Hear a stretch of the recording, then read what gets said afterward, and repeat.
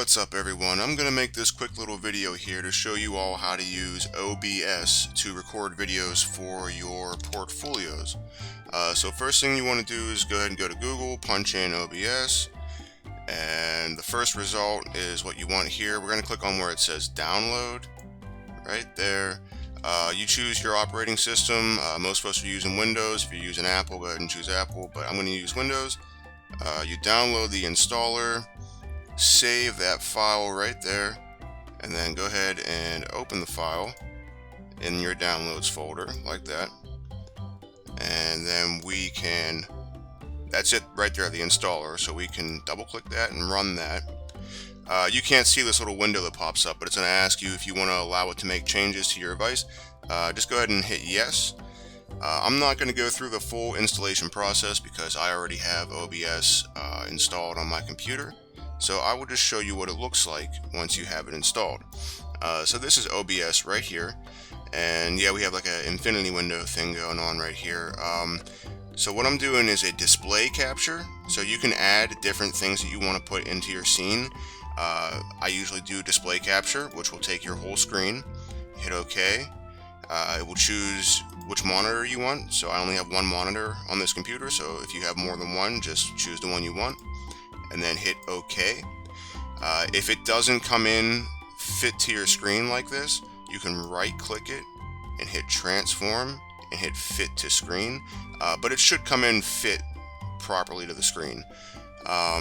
You can add other types of displays in here too, like if you only want to use one window, for example, like if I only wanted to show my Firefox window or something like that, you could do that too.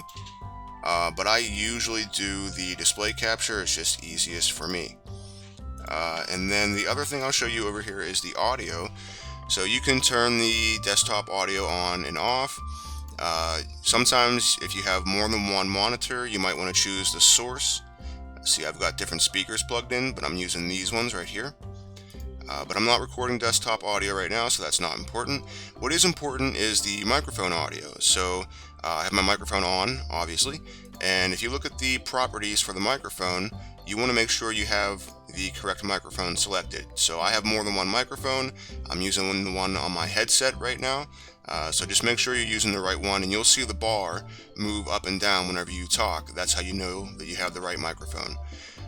And then we can go and check out the settings here real quick.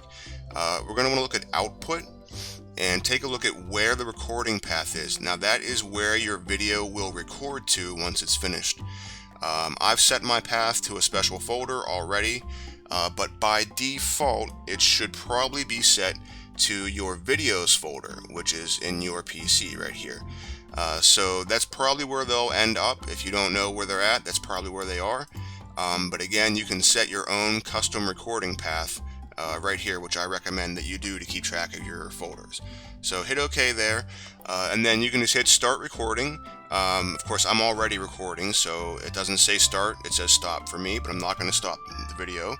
But I'll show you what it looks like when the videos are done recording. They come out looking like this.